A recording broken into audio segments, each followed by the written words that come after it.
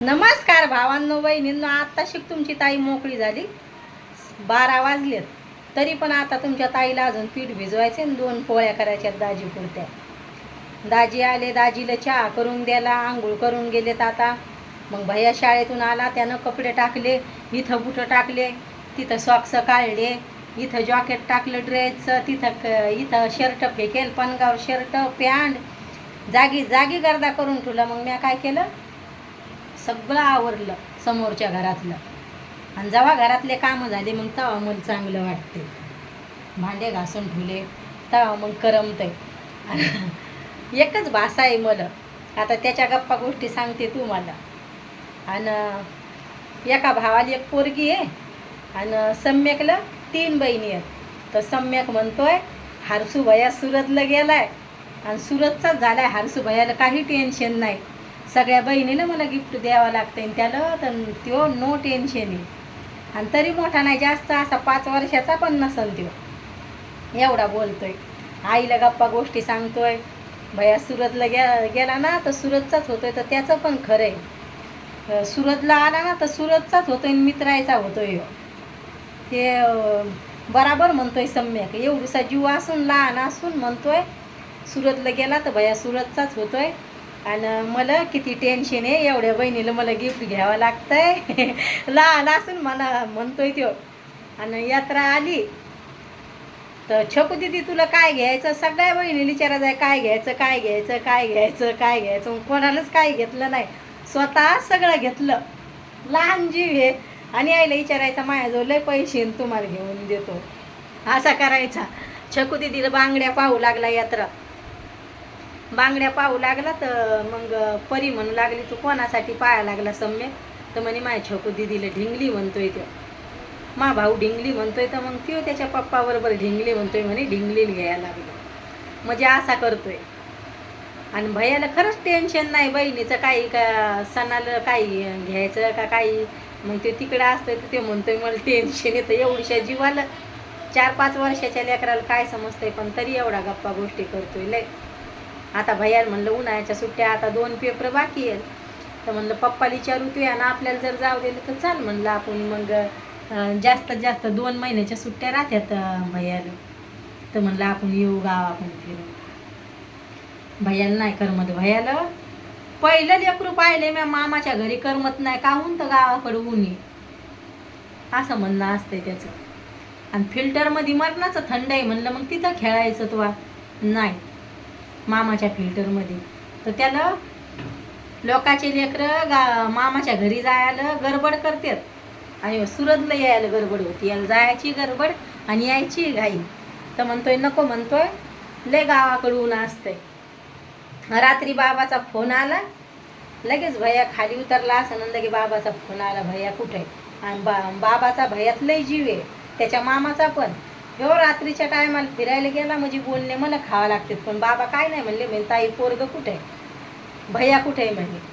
तर म्हणलं भैया गेलाय फिरायला.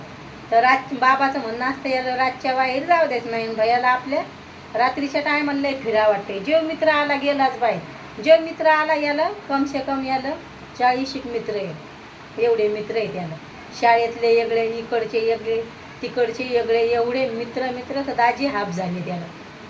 इथले मित्र आहेत भैयाला. सारखं बाहेर जायचं, सारखं बाहेर जायचं आणि बोलणे म्या खायचे. दाजी पण म्हणते त्याला जास्त बाहेर जाऊ द्यायचं नाही, म्हणजे बाबाचा फोन आला. आणि लाज काय वाटते याला, लाजच वाटते. ते आज्याचा एवढा जीव आहे याच्यात, तिकडे गेलं म्हणजे बाबा बाबा करायचं आणि सुरतला आलं म्हणजे लाज वाटते. तर त्याचा फोन येतो याच्यासाठी स्पेशल, आणि याला लाज वाटते. मामाला बोलायचं असलं तर लाजच वाटते, आज्याला बोलायचं असलं तर लाजच वाटते. मग बाबाचा फोन येतोय तर मग रात्रीच्या टायमाला त्याला माहीत होतं. मग आईचा फोन आला, म्हणे काय करते ताई. म्हणलं आता जेवण झाले, म्हणजे आईचा फोन चालूच राहतोय. सकाळी भैयासाठी फोन आलता आईचा, अजून आईचे वावरातले कामं नाही झाले तरी काढून भैयाला फोन करते. तर म्हणलं आई भैया शाळेत जाईल, म्हणजे त्याला चिंता होती पेपर कसा गेला काय गेला, त्याच्यासाठी फोन चालूच राहतोय. याला लाजच वाटते. मामाचा फोन आला, ताई दादाकडे दे, दादाला लाजच वाटते.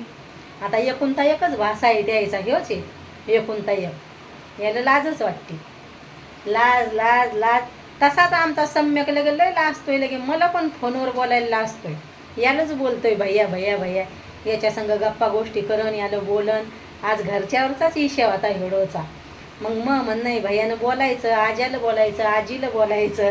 आजीला आई म्हणतोय, बाबाला बाबा म्हणतोय. आम्ही बाबाचं म्हणतो, बाबाला पप्पा म्हणणं आवडत नाही. तर मग बोलायचं. मामाचा फोन आला तर मामाला बोलायचं. मोठ्या मामाचा फोन चालूच राहतोय यानं.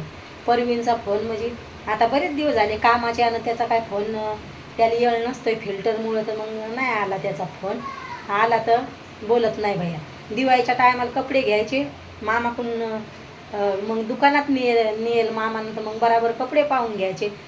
फिट कपडे घ्यायचे. नंतर समजा 2 महिन्याच्या आत कपडे येत नाहीत. एकाच महिन्यात भैयाला कपडे येत नाही. आता एवढ्या कपड्याच्या घड्या केल्या, सकाळपासून घरं गिरं घासले म्हणजे चालूच राहावं लागते. तर मग बराबर कपड्याला ते घ्यायचे नाही. नंतर म्हणायचं मला येऊ नाही राहिले, मम्मी येऊ नाही राहिले. जे कपडे घेतले ते तसंच बराबर फिट घ्यायचे. फिट 1 महिन्यातच कपडे येणार नाही, एवढे पण नाही घ्यायचे. आता लेकरं मोठ्याला झालं तर मग मामाला पण आता मी म्हणलं भैया मामाला पण मेहनत करावं लागते. मग बराबर कपडे पाहून घ्यायचं. लाज वाटते आम्हाला, बाकी काहीच नाही. मामा म्हणतोय तुम्हाला जसे घ्यायचे तसे घ्या, लाजच वाटते. मामाला पण जास्त बोलायचं नाही. मामाच्या भेटील पण ज्या दिवशी आम्हाला सुरतला यायचं त्या दिवशी फिल्टरवर गेला. मामाला काही येळ नसते, तवा मग बॉटल भरायला गेला मामाकडं दुकानात फिल्टरवर. मग असं आहे, लाजच वाटते. म्हणजे लाज दाजीसोबत याटच जायचं असलं काय अंडे गिंडे आणायला लाज वाटते. तरी पण हे आता वज्याचं काम उचलायचं नव्हतं चांगलं. मग डॉक्टर म्हणे वजे तुम्ही काम बंद करा म्हणे वज्याचं. तर मग दाजीनं काम मग बंद केलं, नाही गेले ते.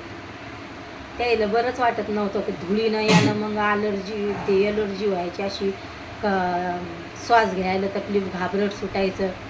नाही तर घरचं काम होतं तर बरं होतं. पण मग डॉक्टरनं नाही सांगितल्यावर मग डॉक्टर म्हणे जीवाऊन लय जास्त आलं का म्हणे, जेवण कधी करतो म्हणे.